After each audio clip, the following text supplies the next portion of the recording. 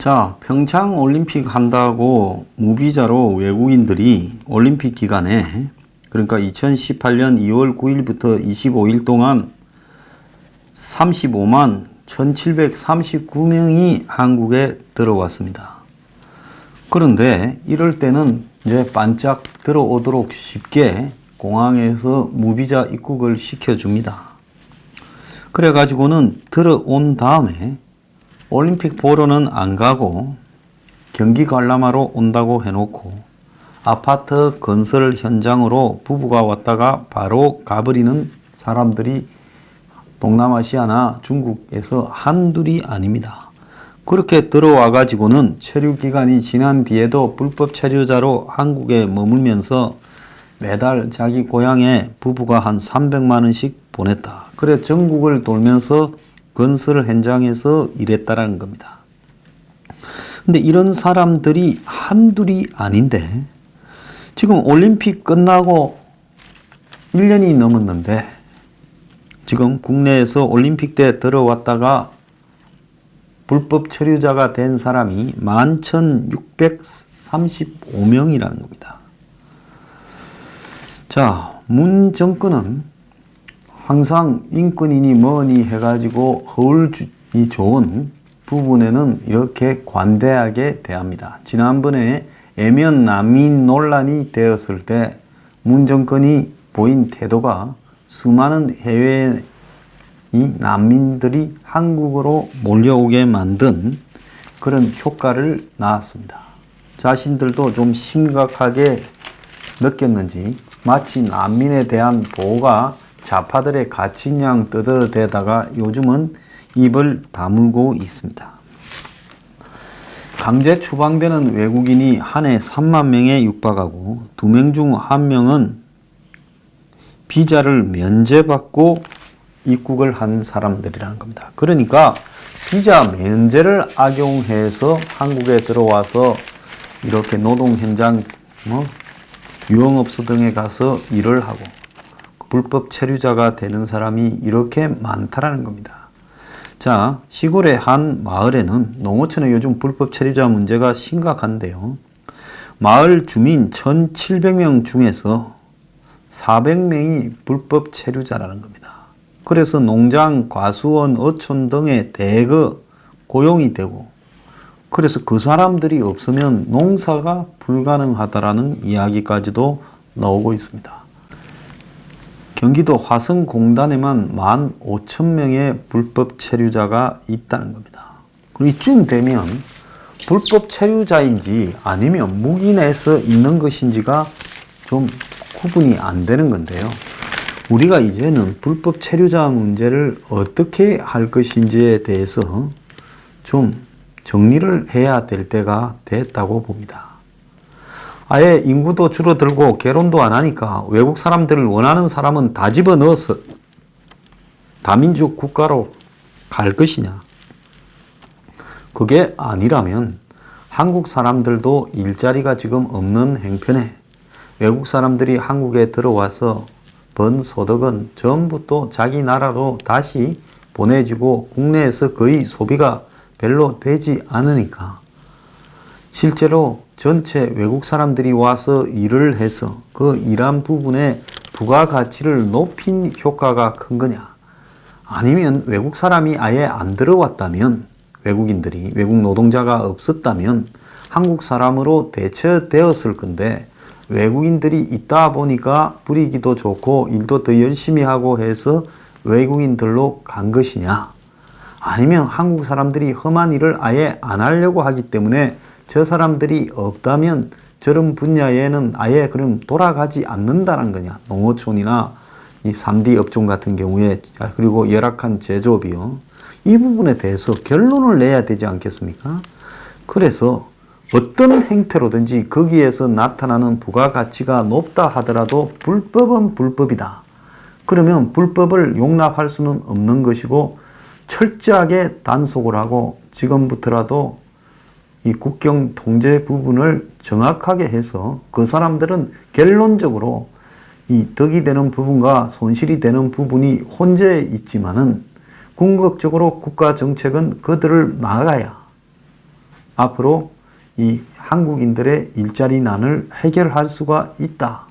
이렇게 결론이 난다면 철저하게 단속해서 추방해야 되고 외국인들이 이런 식으로 들어오는 걸 막아야 되겠지요.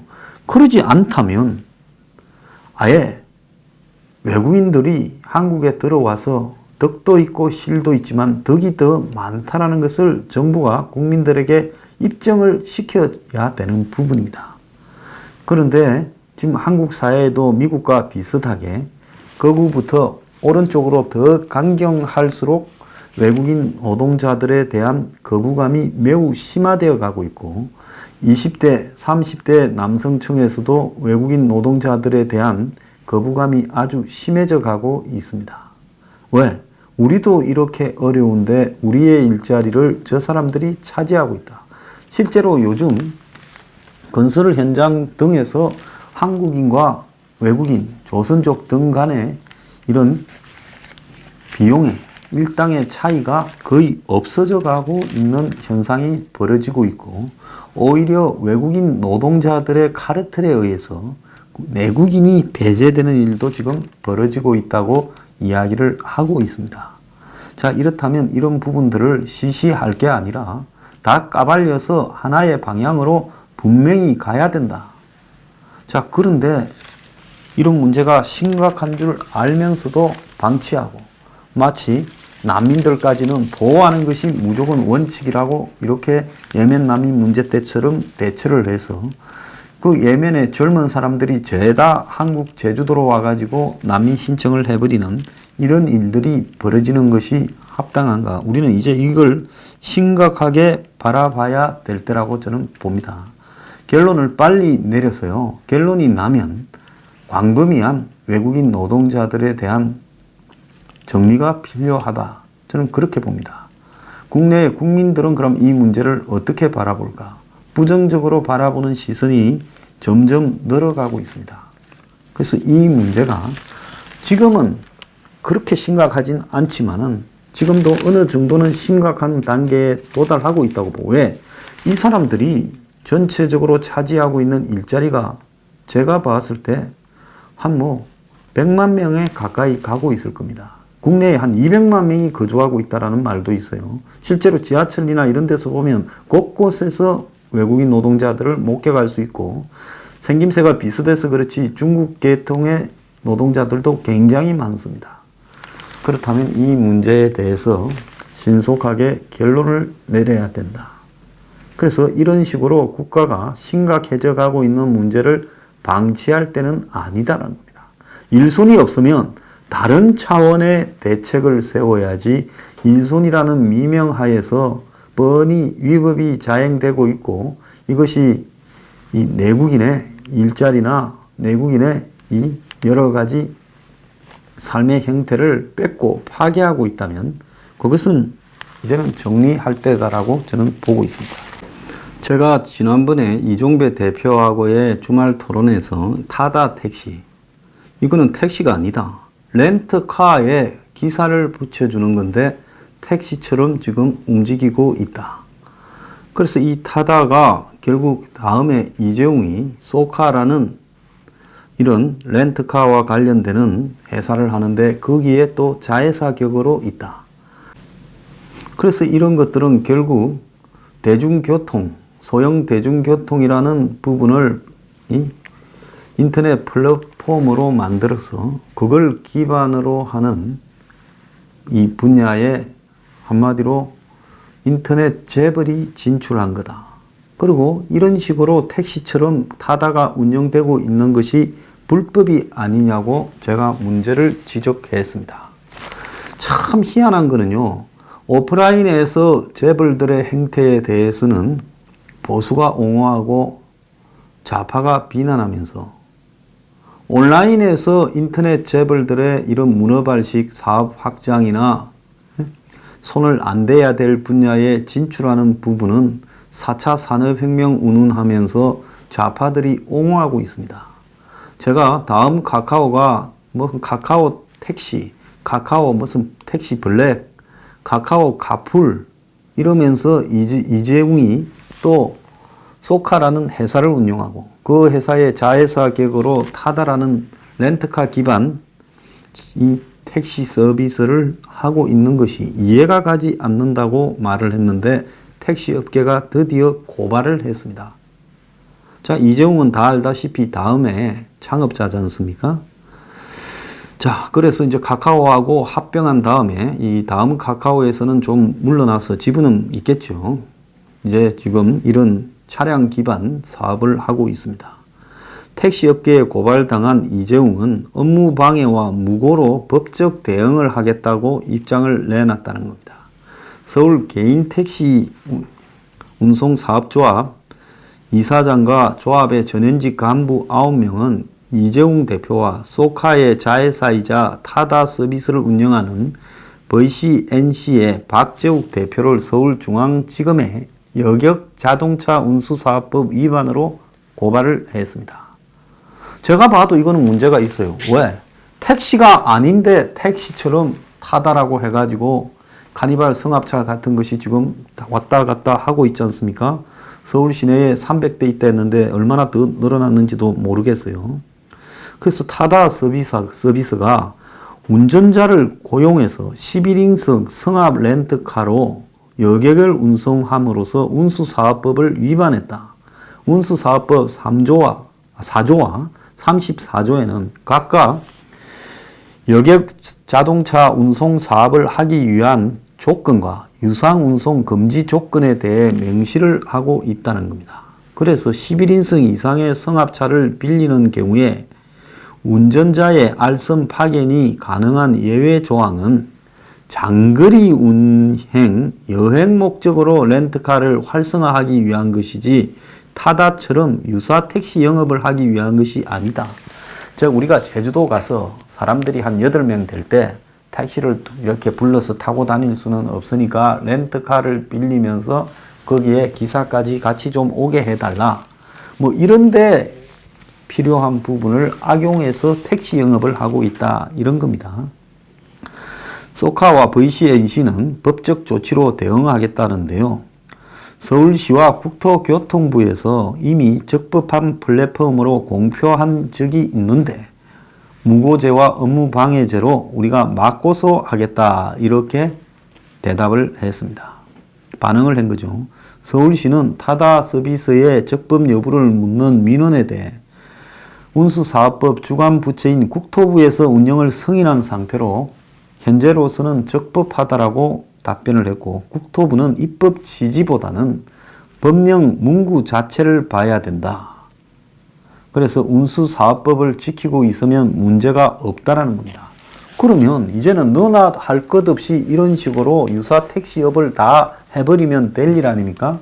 그런데 한간에는 이 타다 택시의 권력과 연관성이 있어서 특혜적인 대우를 해줬다라는 말이 많습니다.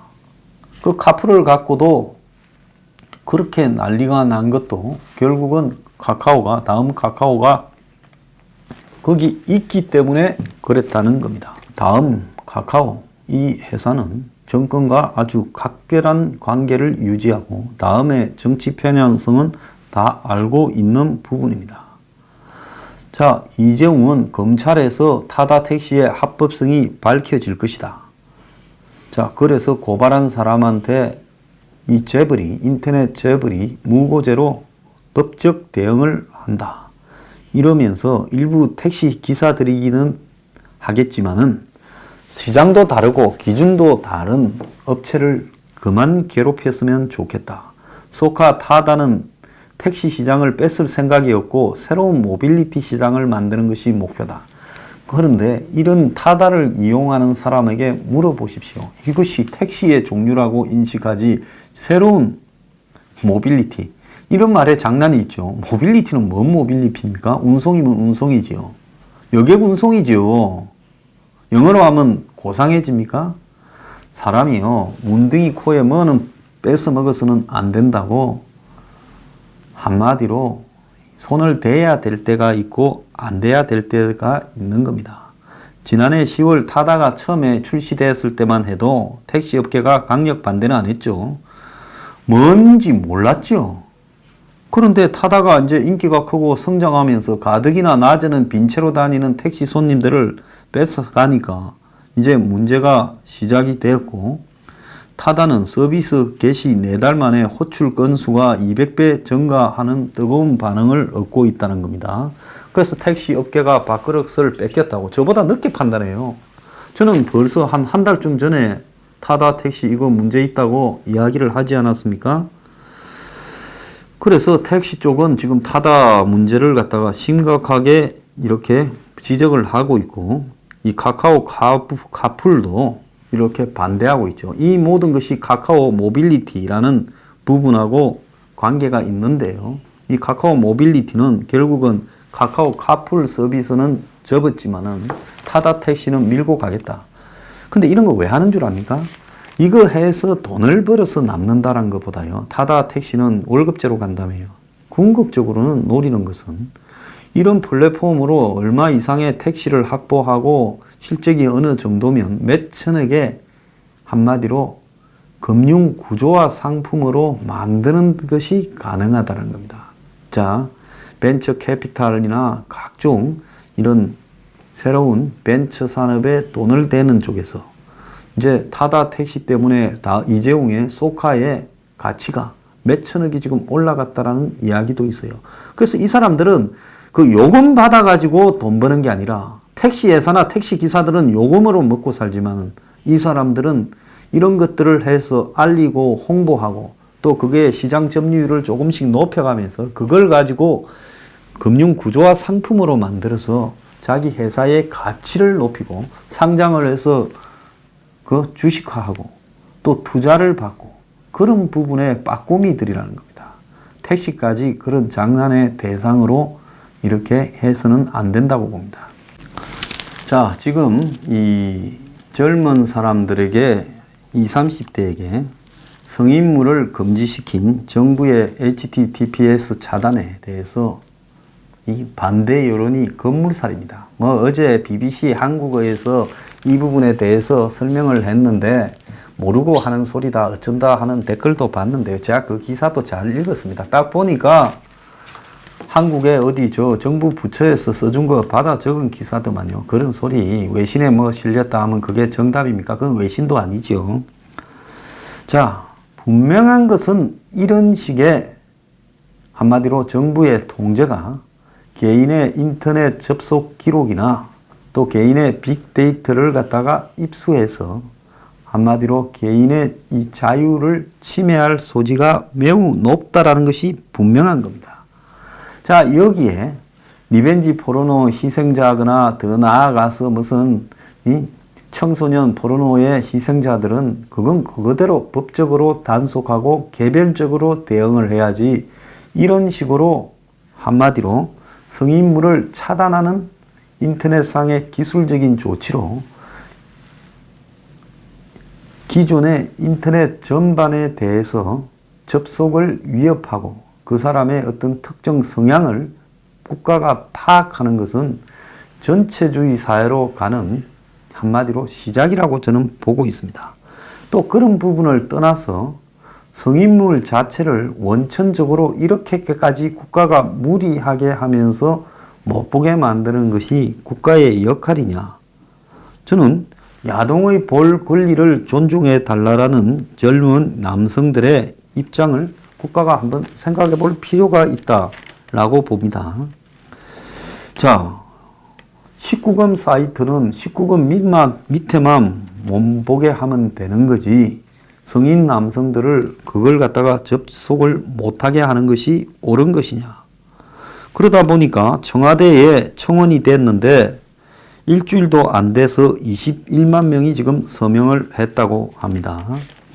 자, 지금 문재인은 겉으로는 진보 인권을 말하면서 성인물을 보고 싶은 사람의 인권을 방해하는 차원을 넘어서 성인물을 차단한다라는 기술적 장치를 통해서 기본적으로 개인이 어떠한 인터넷 사이트에 접속을 하고 어떤 성향을 가지고 있는가를 파악하는 부분에 지금 손을 대고 있다는 겁니다. 자, 이것은 빅브라더, 즉 조지 오웰의 1984에 나오는 개인에 대한 모든 것을 통제하려고 하는 미래의 이 불행한 국가의 모습을 문정권이 만들어 가고 있다는 거죠. 정보를 안 봐서는 안 될 정보를 국가가 정하고 또 국가가 임의적인 방법으로 그것을 차단하고 그러는 과정에서 개인의 성향이 드러나고 이것은 매우 잘못된 거라는 겁니다. 그럼 통행금지를 밤 12시 이후에는 집 밖에 나가지 마라.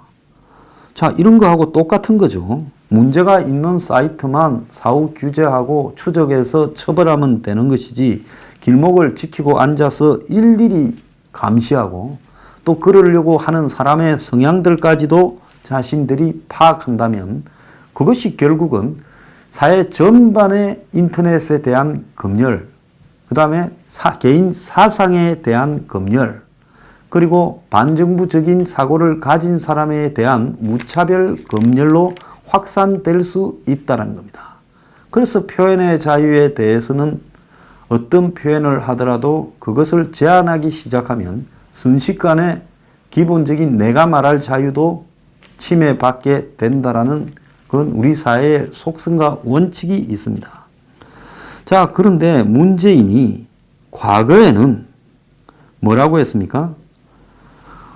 지금 이 문재인과 현재 여권의 핵심 인사들이 과거 보수 정권에서는 박 정부가 인터넷 검열 국가라는 오명을 갖다가 썼다. 5년 전만 해도 중국의 인터넷 검열을 비판하던 한국이 지금은 동급이 됐다. 인터넷 세상에서 보면 이명박 정권은 독재 정권이다. 네트워크 세상은 기본적으로 자율적이어야 하고 이를 공권력으로 통제해서는 안 된다. 반드시 대한민국을 인터넷 자유국가로 만들겠다. 이렇게 말을 했습니다.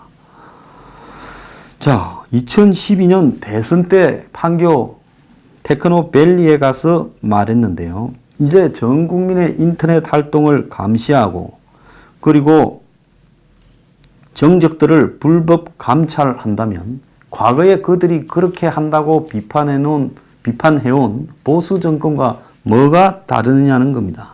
자, 박근혜 이명박 정권에서 이들은 사이버상의 자유를 국가가 억압했다. 또 미네르바 사건 등에 대해서도 표현할 자유를 존중해라. 오늘도 표현할 자유를 존중해라는 문재인의 말이 이렇게 나와 있습니다. 언론에는 보도됐죠. 5.18 폄훼 논란을 벌이면서 앞에 그런 단서를 달았죠. 자, 그래서 또 그 국정원의 테러 방지법에 대해서도 이런 이유를 들고 그렇게 반대를 했습니다. 자, 이제는 이들이 꼰대가 되었어. 한마디로 보지 말라는 야동은 보지 마. 너네들 다 뒷조사 할 거야 라고 지금 협박을 하고 있습니다. 자, 이 연장성상에서 여성가족부는 비슷한 외모 아이돌 출연 줄여라. 마른 몸에 하얀 피부 획일적이다. 이런 소리까지 성평등 방송 제작 가이드라인을 이야기했다고 이렇게 조롱을 받고 있습니다. 이것들이 미쳐도 단단히 미쳐가고 있습니다. 이제 20, 30대 남성들의 피 끓는 열기가 아마 문 정권을 향해서 비수처럼 박힐 겁니다.